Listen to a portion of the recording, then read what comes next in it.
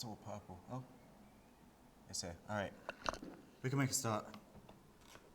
I mean, there's two of you, so I don't really need to introduce myself. But just for the recording, welcome back to Beginner Chess. I'm Naranjan Kumar. I'm the Wellbeing and Inclusions Officer for Chess Society, the Leicester Chess Society, I should say.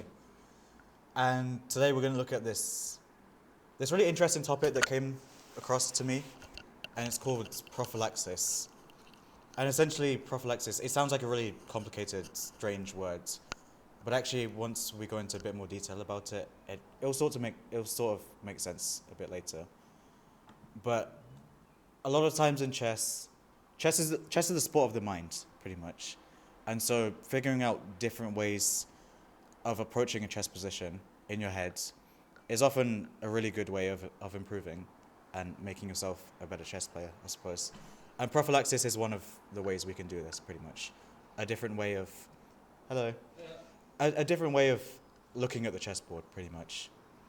And so that's what prophylaxis is. That's what we're going to talk about today. I've got a couple of learning objectives. So essentially, I'm going to teach you guys what prophylaxis is.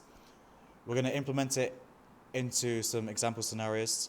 So I've got six actually. I've got 6 different examples of different chess positions, and we're going to try and implement prophylaxis into this.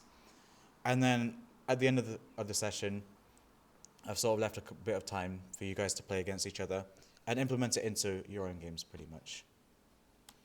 So I just want to recap like a couple of the Middlegames lectures that I did last time, because this one sort of feeds off the other ones I did before.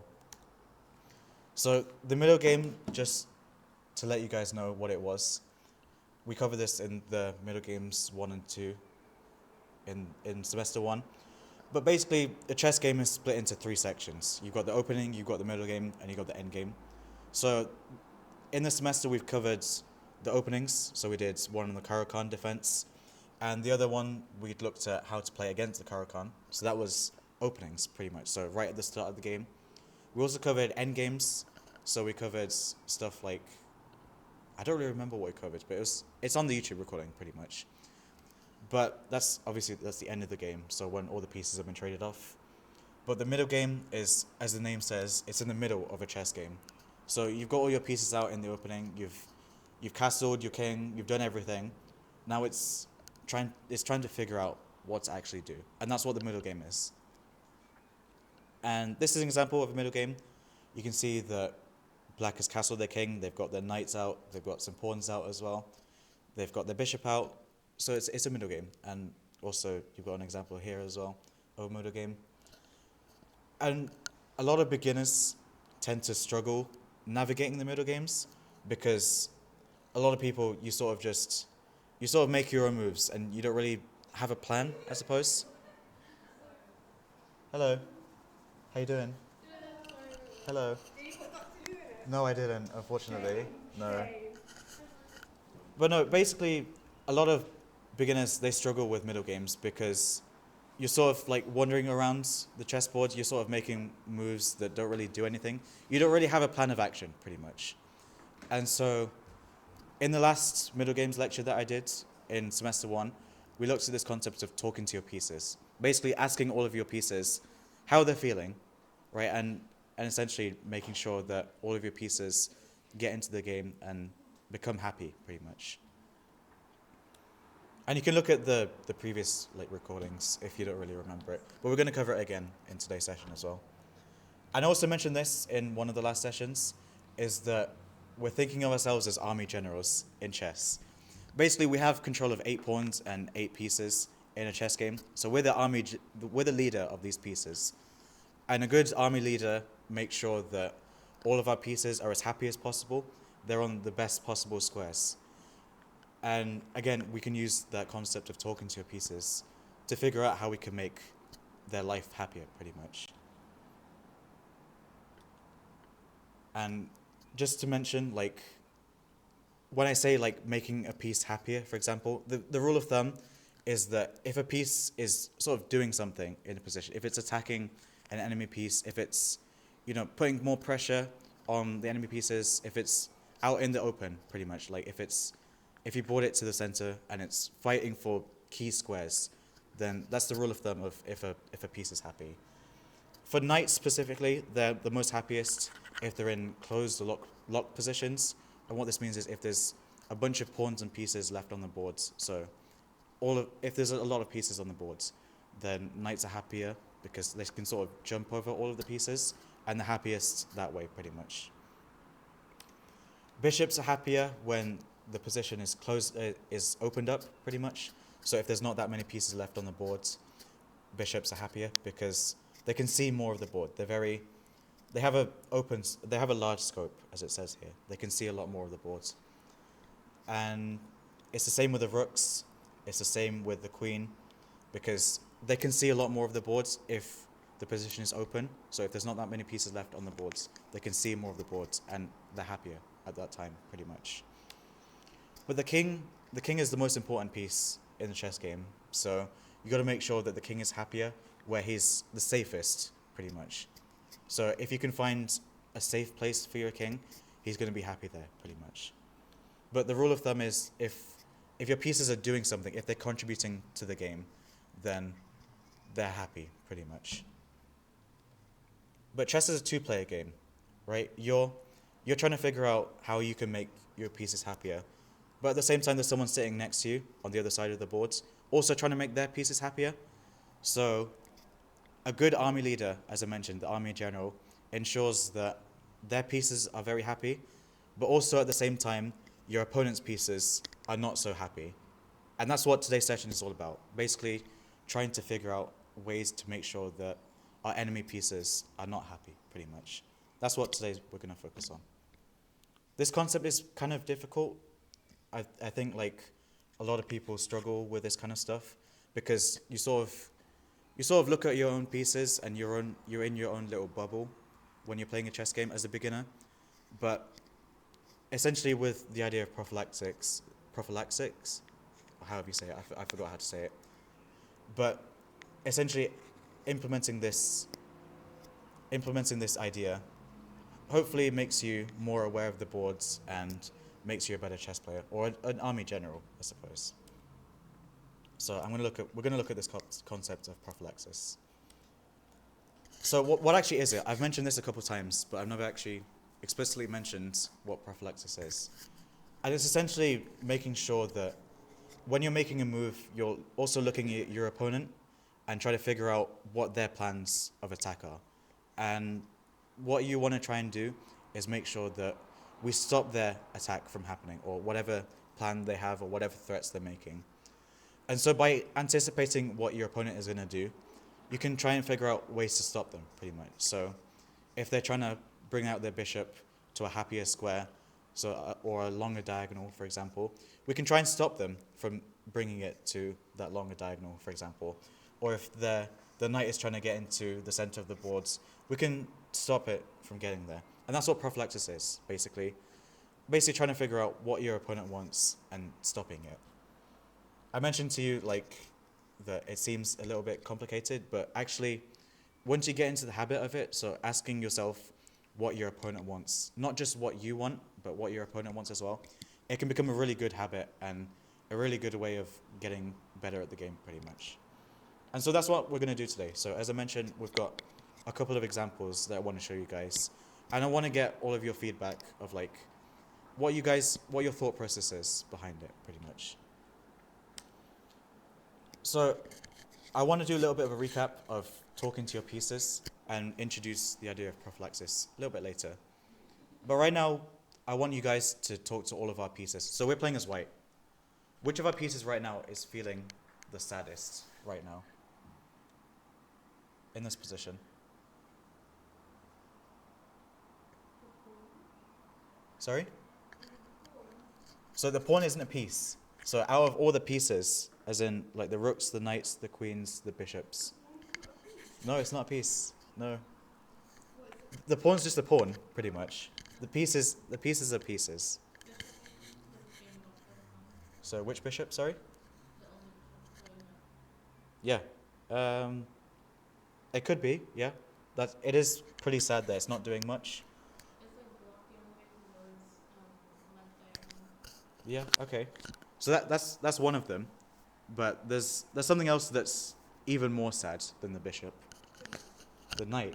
Which knight? Uh, E2 is okay, but out of those knights, so this one and this one, which you think is the most sad? Which one? B1, yeah. Because it hasn't moved at all. So if you look over there on your boards, that's the home square for the knight. Like it hasn't moved into the center of the board pretty much. Exactly. Well, he hasn't done much in this position. So remember that knights, or just any piece in general. So they're happier once they're doing something. But because this knight on B1 hasn't really done anything, he's stuck on the home square pretty much.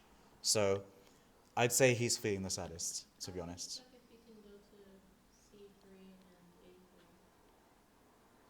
C3 and A3? So he could. So I'm gonna mention that later on. But as I said before, like the knight on B1 is very sad. You can see he's got the very sad face emoji, you know. And so what can we do to make him feel better? Like how can we improve his life?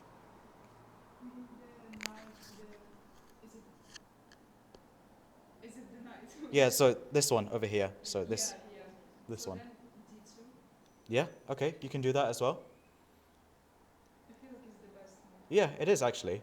But is there any other thing that we can do? So not just D2. Yeah, A3, perfect. So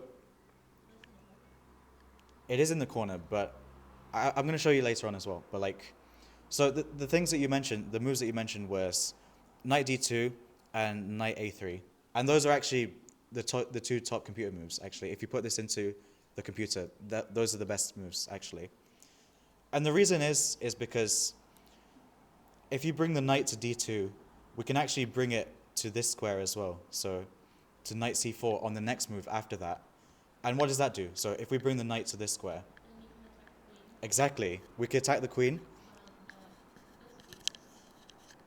on D6. Yeah, exactly.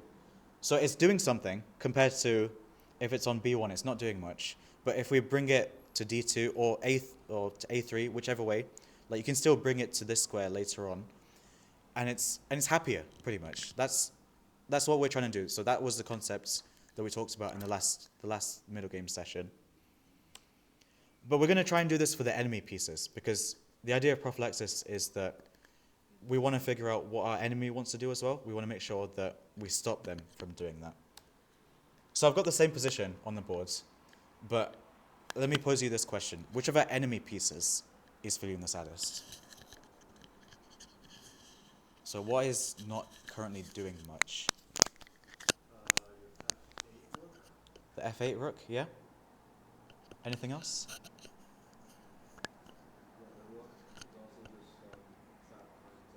Yep. The bishop as well, yeah. So this bishop on B8 is not doing much. C8, I mean, sorry. Again, the bishop on C8 is very sad. Again, he's doing the very sad emoji. So how can we make him feel better? If you're the opponent, if you're playing as black, what could black do to make that bishop feel better? Exactly. Bingo. We can move it to H3 to attack the rook. Perfect. So the idea of prophylaxis, you figured out that the opponent wants to bring their bishop to H3. How do we stop that from being so powerful? So you mentioned that it attacks the rook. That's why it's so powerful. Is there any way we can make this move, if they can bring their bishop there, can we make it less powerful, I say? What do you think? First of all, let me pose this a different way. Like, can we actually stop the bishop from coming to H3 in the first place? Is there any way we can stop it from going there? The pawn in the middle? How would we move it? Yeah? You can do that as well, yeah. So that is one of the ways you can do it. Bless you. But does it make the king happier or sad if you bring the king up? Oh, just going to rook. We'll get into that afterwards, but Which rook? The one that has been it.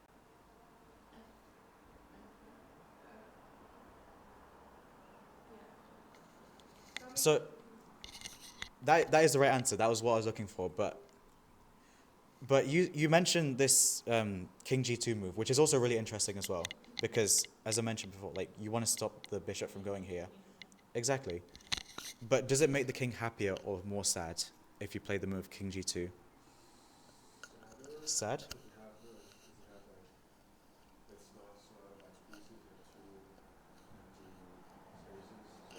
Yeah, pretty much. So the reason why I'm saying it's sadder on g2 is because the king is more safe when it's next to its pieces, pretty much. So bringing the king towards the center of the board, so even if it's just one square towards the center of the board, away from its pieces, is becoming a bit sadder. The king is always really safe on the square, so bringing it a little bit out into the open makes it a little bit less safe, and in the same time makes it a little bit less happy. But your move, the rook move that you said, was actually a really good idea, because what I mentioned was that this bishop wants to come here, and the reason why that move is so powerful is because it attacks the rook. So if we figure out that the bishop is coming to h3, attacking the rook at the same time, we can sort of slide the rook over. So we can play the move rook e1, and this move isn't as powerful compared to if the rook was here before. And so that's essentially what prophylaxis is, pretty much. Trying to figure out what your opponent wants and making sure that their moves are not as powerful. Or even better, we can actually stop the move from coming. Let's say if this pawn was here, for example, and we could actually play this move, pawn f5, that'd be a really, really good move, because that immediately stops the bishop from coming to h3.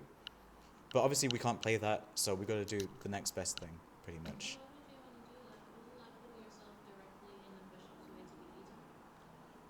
What do you mean?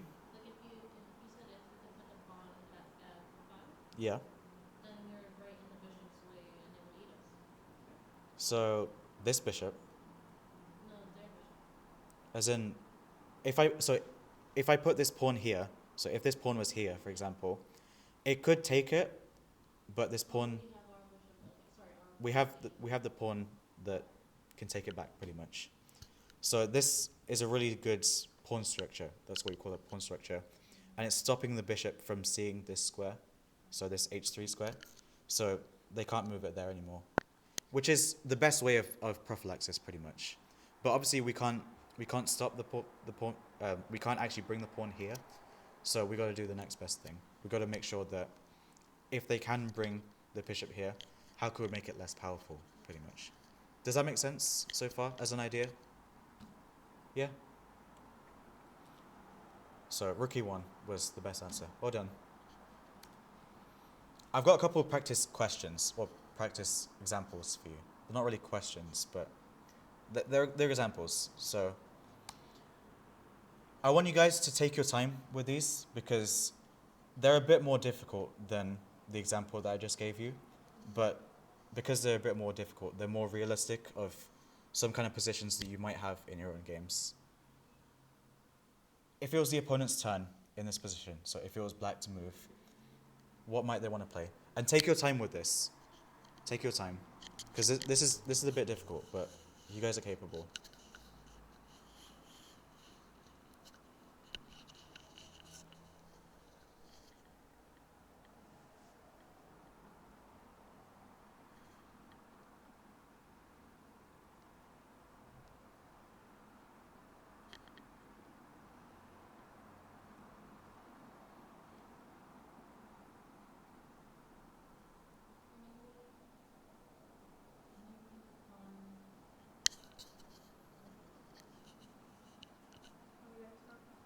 Yeah, of course.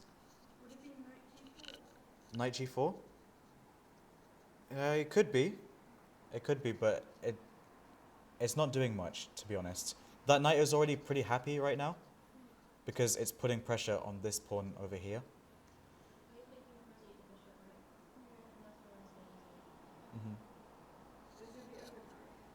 It's not the other knight, no.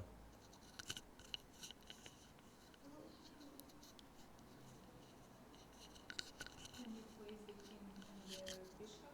Like, and they change the places, I don't know if that's possible. No, you can't do that, no.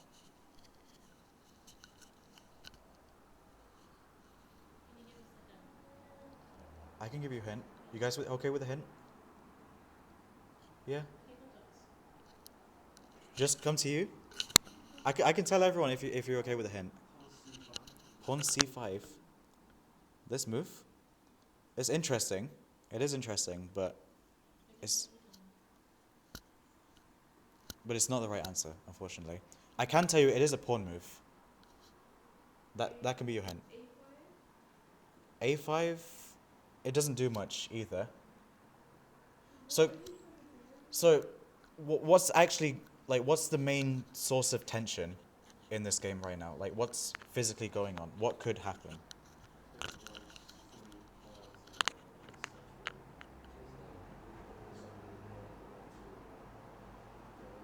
Okay. So how would black do that then?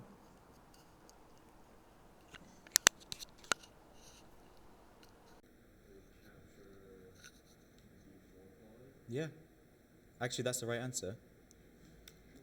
So, black wants to play this move, and I can show you on the evaluation board actually. They want to play this move, so capturing this pawn. Why? What does that do? Bishop? What do you mean? Yeah. So, yeah. It could do that as well, but there's something else. There's an even better idea behind this move.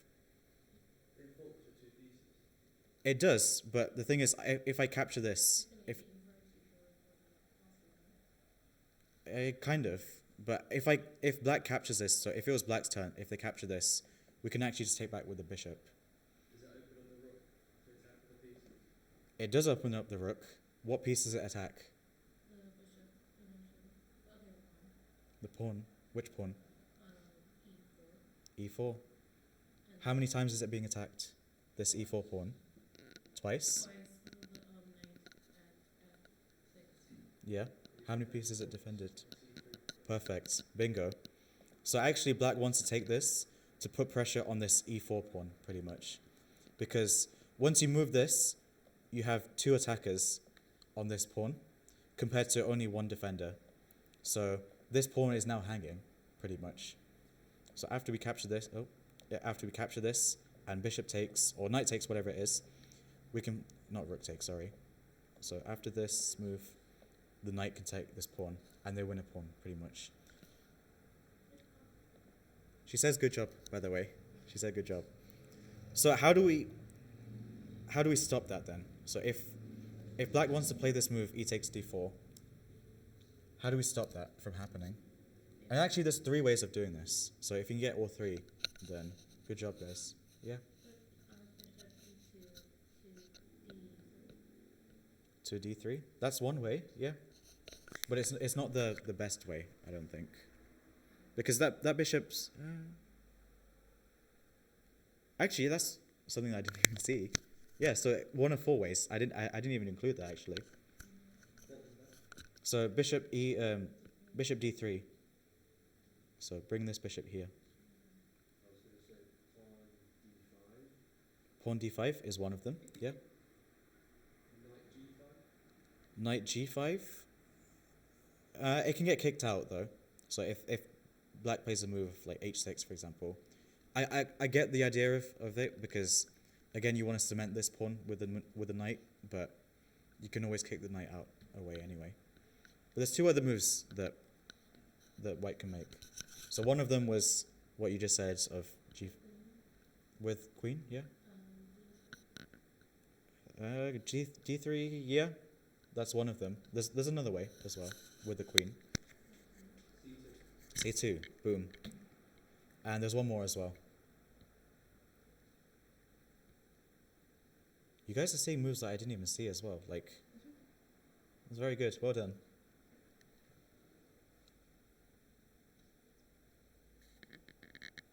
So just to confirm, one of them was pawn d5. The other one was queen c2. How else can we stop this capture of pawns? If we're playing as white.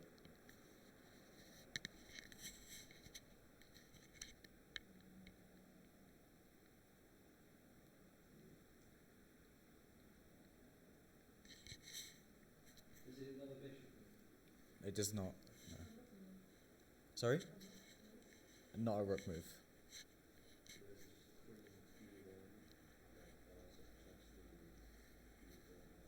I mean, it does that does work as well, but it gets in the way of this rook. Yeah. Putting C4 to C5, so you can't eat backwards, can you? It doesn't work, to be honest, because we're trying to make sure that this doesn't happen. So we make sure that black doesn't capture this pawn. Pushing this doesn't really address that, I suppose. No. Maybe just try to capture the pawn with the f3 with knight. With this one, Yeah. so you're saying bring the knight here. Or after the black one captures the white one. Yeah, maybe, but it's not what I'm looking for. So black wants to capture this pawn if it was their move. How can we stop that from happening? It's with a pawn. In one move. Take the pawn. Exactly. Perfect. It is our turn, yeah. So this is what I'm saying before, like if it was the opponent's move, they would want to play e takes d4, but it's our move. So if we actually capture the pawn first, so d takes e5 before, that actually stops them from capturing it in the first place. Exactly, yeah. So let me just show you on the thing. Instead of losing a knight, lose a pawn. I'll show you on here. So remember that they wanted to go here. So we can actually just capture this pawn immediately. And they can capture back and whatever, something like this. Now there's no rook threat anymore. So there's no threat on this pawn anymore because it's only defended once by the knight. Whereas if we played some waiting move, like a3 for example, it does nothing. They're going to play this move here. And if we bring the bishop here, as I mentioned before, they're attacking this twice. So playing this move before they can capture our own pawn means that we've stopped their attack, pretty much. Does that make sense so far? Yeah? Any questions about that before I move on to the next one? Julia had the same idea as you, it's just you wanted to use a knight instead of a pawn. So To capture, yeah. this one, Yeah. But you want to use a pawn instead of a knight because the knight has more power. It's 3 versus pawn is what? yeah, but if I play this right now, Yeah. what happens? They're going to eat the knight. Yeah. Oh, sorry, with this. And then you can eat the pawn as well. Yeah, pretty much. But you got to lead with this, pretty much. That was one of the ways of doing it. The other way was pushing this pawn, making sure that there is nothing to capture anymore, and you're completely happy with this position, pretty much. The other way that I was looking for was queen c2, because if they do play this now, and we play bishop here, is this a threat anymore? Is it? Because of the queen. We've got one defender, and we've got 2 defenders. Bringing the queen here now allows us to defend this pawn twice. Does that make sense? Yeah. The other positions I'm going to show you later on in the session, they're only going to have one answer. So this was sort of a warm-up, pretty much. So as I mentioned, d5, d takes e5, and queen c2 were the answers I was looking for. Again, sort of other moves that you mentioned, like queen b1, for example, or even queen d3, they all do work, but queen c2 is, I feel like it's a little bit more okay. Like I don't really know how to explain it. It's sort of just intuition, but I don't understand why. It's just the move looks better to me personally. Like I prefer playing something like this over like Queen B1. Again, I don't know how to explain it. It's just exactly, yeah. So I've got another example, and again, I want you guys to take your time with this, because again, there's a lot of different things you can do, and I want you guys to discuss it as well. If it was the opponent's turn, so if it was white to play, what would they do?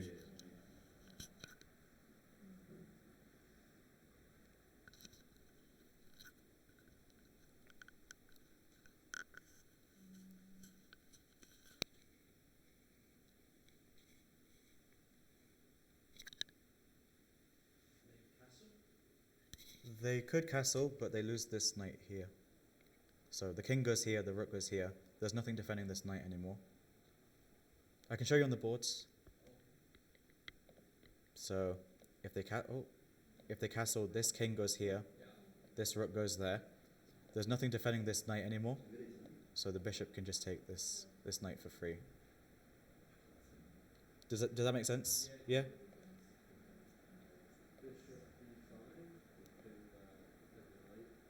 Bishop b5 here.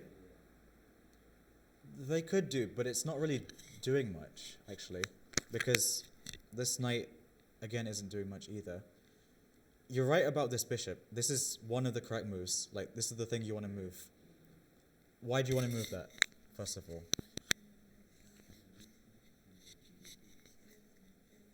Is it happy or is it sad?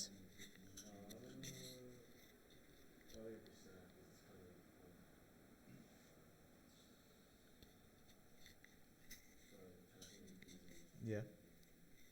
So how can you make this bishop happier? Yeah. Somewhere.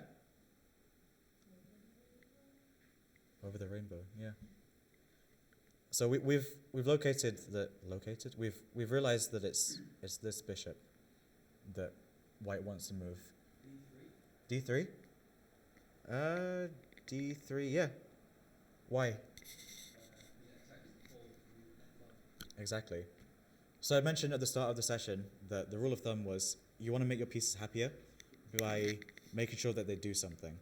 So bring this bishop slightly a bit more forwards means it has a bit more scope of the board, and it actually attacks this pawn in the center as well. So it's a small improvement move that makes a 10 times improvement to the position, I'd say. So again, they want to play bishop d3. How do we stop that? So they're trying to attack this pawn, this f5 pawn, with this move bishop d3. First of all, can we stop the bishop from going to d3 in the first place? You shaking your head? You don't think so? No? So the threat is to take this pawn. So we've identified that there's nothing we can do to stop the bishop from going here. And it's trying to attack this pawn. So how can we make that attack on the f5 pawn less powerful? What can we do? You can do that. So bringing the pawn to here, defending the pawn. That's an okay move, but there's an even better move that you can play.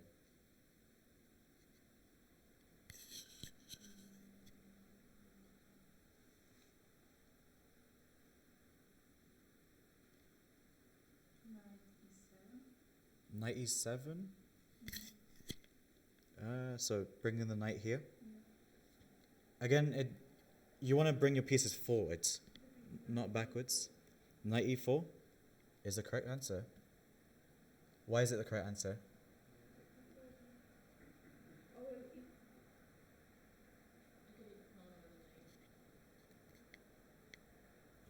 Sorry, what did you say? The pawn and the knight as well. Yeah. But yeah. So as I mentioned before, like this bishop wants to go to this move d3, and it wants to attack this pawn on f5. So actually bringing the knight to the center means that even though the bishop can still go here, we can take the knight. Exactly. So I'm going to show you one here. white wants to go here with their bishop, trying to attack this knight. But if we go knight here first, if they do play bishop here now, it's not attacking the pawn anymore. The knight is body blocking this pawn. And also another really good thing about this knight is that it's attacking this knight over here. We've got one attacker and two attackers. Exactly. So there's only one defender of this knight, and it's this king.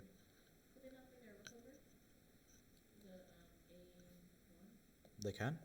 That's probably one of the best moves as well. So, as I mentioned, like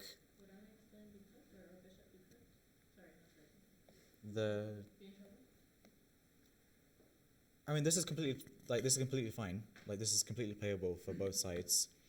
But the reason why this knight move is even better is because, remember, we want to make our pieces happier, right? So if we look at this position and ask ourselves, what can we make happier right now?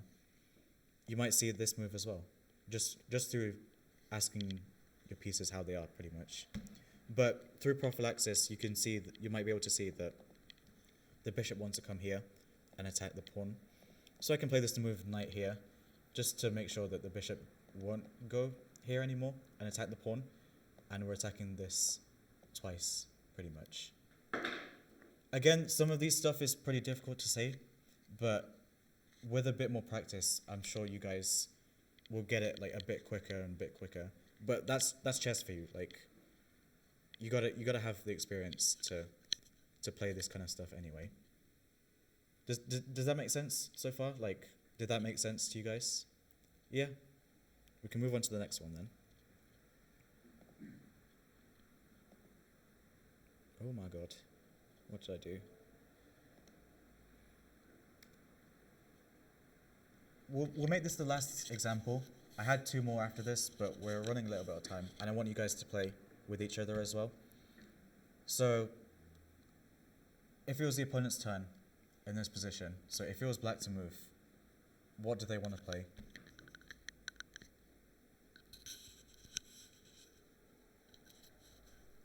This one's a really nice one. Like, once you see the move, this is really nice, I think.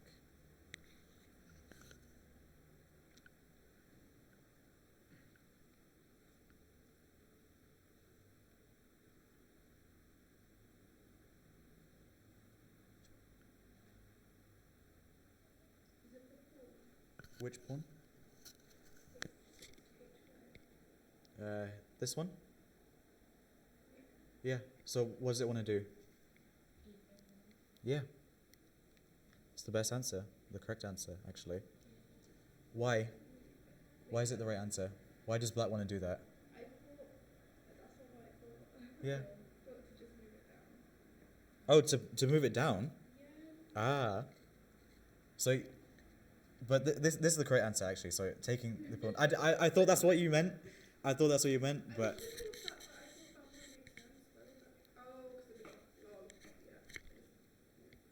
So let me show you on here as well.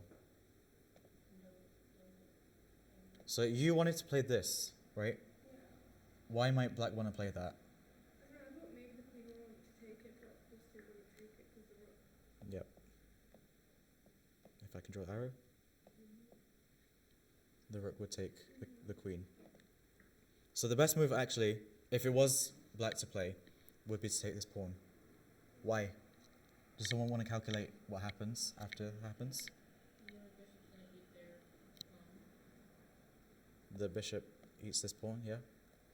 If their bishop eats the bishop, look, they've got two things. These two pieces defending this as well. So we can't actually take this pawn anymore. So they want to go here, right? How do we stop it?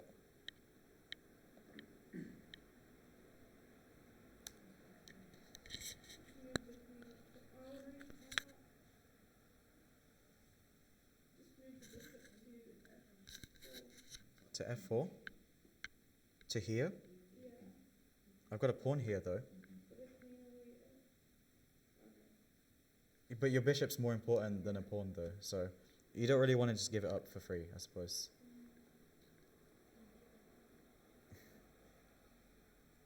They want to play this move, h6, g5, which at the same time opens up this rook to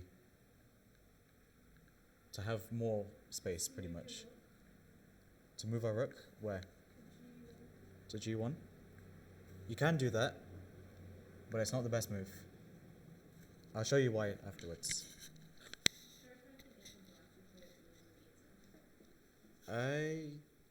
It's something to do with that, but not exactly. We can. That's one of the moves, but it's not the best move. Again, I'll show you why afterwards. Should I just push the pawn and play g6? So g6, Create a chain of pawns. again, so I can show you why that's right. It's the same reason as why taking is bad as well. It's not bad, but there's something even better in the position, pretty much. Yes. If you move to h5, Then, for example, if the black pawn tries to capture the white one. yes, exactly. Bingo. There you go. Queen h5 is the right answer. And I'll show you why. So you mentioned the correct explanation as well. So the right answer was actually queen h5, bringing it here. Why is this a good move? Yeah, exactly. So we can't play. So if we're playing as black, they can't take this pawn anymore. So this is what they really wanted to do beforehand. Like as I mentioned, they wanted to take this pawn. But if they do now, we take their rook. Go on. Exactly. Exactly. That's the plan anyway. That is the plan. So you actually, both of you, like mentioned a similar kind of move. You wanted to go here, didn't you? And you wanted to capture this pawn.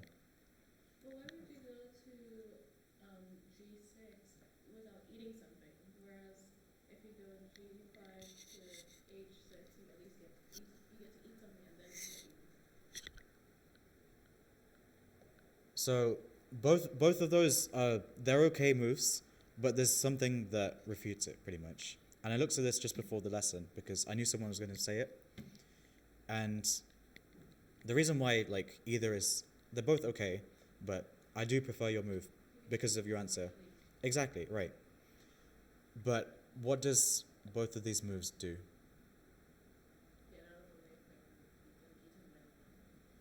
Yeah, it does. But when a pawn moves, something else opens up as well. Does this bishop start to see anything anymore? Oh, yeah. Does this bishop see anything? It does see the h pawn. And how many pieces are attacking this h pawn? Two. How many pieces are defending it? One. So can this bishop take this pawn? They can.